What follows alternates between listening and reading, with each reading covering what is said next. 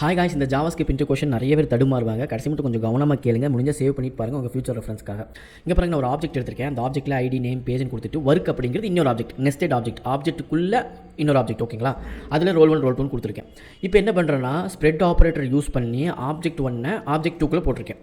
Okay, and then நான் என்ன பண்ணுறேன்னா object 2.id equal to 1 and object 2 work dot role 2 equal to ட்ரெயினர்னு கொடுத்துருக்கேன். இப்போ கேள்வி என்னென்னா, இந்த ஆப்ஜெக்ட் 2 யூஸ் பண்ணி தான் மாடிஃபை பண்ணியிருக்கேன். அது வந்து ஆப்ஜெக்ட் 1லையும் எஃபெக்ட் ஆகுமா, ஆப்ஜெக்ட் 1லையும் மாடிஃபை ஆகுமா அப்படிங்கிறதான் கேள்வி. இதில் நிறைய பேர் என்ன பண்ணுவாங்கன்னா, ஒன்றும் ரெண்டுமே ஆகும் அப்படின்னு சொல்லிடுவாங்க, இல்லைன்னா ரெண்டுமே மாடிஃபை ஆகாதுன்னு சொல்லிடுவாங்க. ஆக்சுவலாக இது எப்படி ஒர்க் ஆகுதுன்னா, நம்ம இந்த மாதிரி கொடுக்கும் போது இது வந்து டீப் காப்பி ஆகாது, ஷேலோ காப்பி தான் ஆகும். அப்படின்னா என்ன அர்த்தம்னா, இந்த நெஸ்டட் ஆப்ஜெக்ட் இருக்குது பாருங்கள், நெஸ்டட் ஆப்ஜெக்ட்டை ரெஃபரன்ஸாக எடுத்துக்கும். ஸோ அதனால் இந்த ஆப்ஜெக்ட் 2.id ஈக்குவல் டு 1 கொடுத்துருக்கோம் பாருங்கள், இது வந்து ஆப்ஜெக்ட் 1ல் மாடிஃபை ஆகாது. ஆனால் ஆப்ஜெக்ட் 2.work.roll2 கொடுத்துருக்கு பாருங்கள், நெஸ்டட் ஆப்ஜெக்ட்டில் என்ன மாற்றினாலும் ஆப்ஜெக்ட் 1லையும் மாறும். இப்போ நான் ரன் பண்ணியே காமிக்கிறேன் பாருங்களேன். இங்கே பாருங்கள், இந்த ஐடியில் எதுவுமே மாற கிடையாது, ஆனால் இதில் மாறி இருக்குது.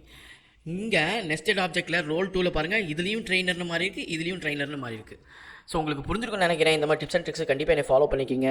பிடிச்சிருந்தால் நிறைய பேருக்கு ஷேர் பண்ணி விடுங்க. நெக்ஸ்ட் வீடியோ சந்திக்கிறேன். பாய்.